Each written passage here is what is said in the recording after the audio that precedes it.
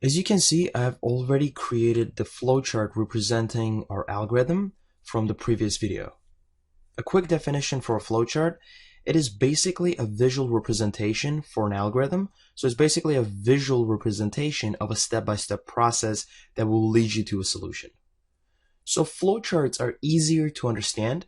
So if you're trying to share your solution with someone else, it is a better idea to show them your flowchart as opposed to showing them your algorithm, because it's much easier to understand and conceptualize. Once again, this gives us an opportunity to brainstorm one last time before investing any time or energy into writing actual code. In reality though, you might only have to create a flowchart and skip the algorithm creation part. You might just do it in your mind and then go ahead and create a flowchart and then go ahead and create a program. But in my course, I decided to show you all of the steps so that after you can choose which one is appropriate for your situation.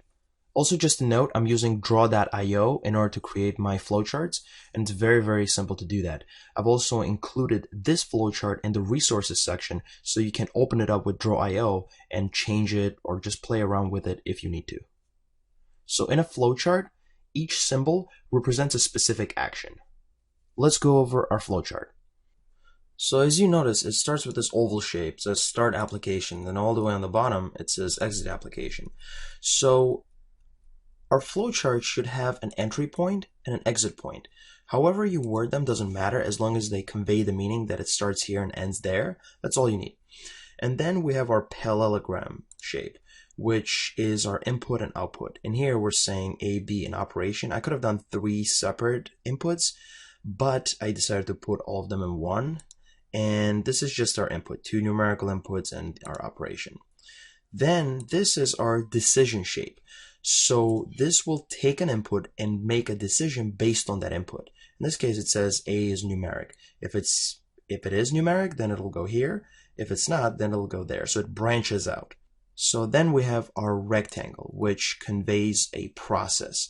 In this case, we're lowercasing our operation. In this case, we're adding our inputs. In this case, we're subtracting our inputs. So, it conveys a process. Now that we know what these symbols mean, let's go over the entire flowchart. So we start our application and we get 3 inputs, A, B, and operation. Then we make decisions based on those inputs. We say, is A numeric? If it is, then we go here and we make another decision. Is B numeric? If it is, then we lowercase the operation. If any one of them is not numeric, then we will show a warning and then we will exit the application. So if everything goes well, right, goes here, and we lowercase the operation, then we will start making decisions based on the operation. And we say, is the operation plus or add? Is it minus or subtract? And based on that, we'll either add or subtract. And so on and so forth for multiplication and division as well. If we come here and we say, it's not plus, it's not minus, it's not multiply, it's not divide, and we just don't know what it is. And at that point, we should show a warning because we've agreed upon that in our acceptance criteria. If we can't recognize the operation, we just show a warning. And then what it's going to do is once again going to exit the application. So this is our flowchart, and see how much easier this is to follow. And also, if you would want to share it with somebody else, it would be much easier to kind of show them and go over it and also take notes on it, right? Because it gives you kind of this bigger picture perspective.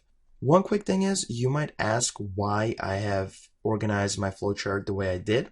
And the answer is because it seemed appealing to me that way. It seemed intuitive to me that way. If you wanted to put these on the right side, you could have done that pretty easily and nothing would have been wrong. The only thing that matters here is the meaning behind the flowchart. So does your flowchart represent a step-by-step process that will lead you to your desired solution? If yes, then the flowchart is valid. It would be also nice that it's intuitive and appealing, which is why I organized it the way I did. But that's it for now.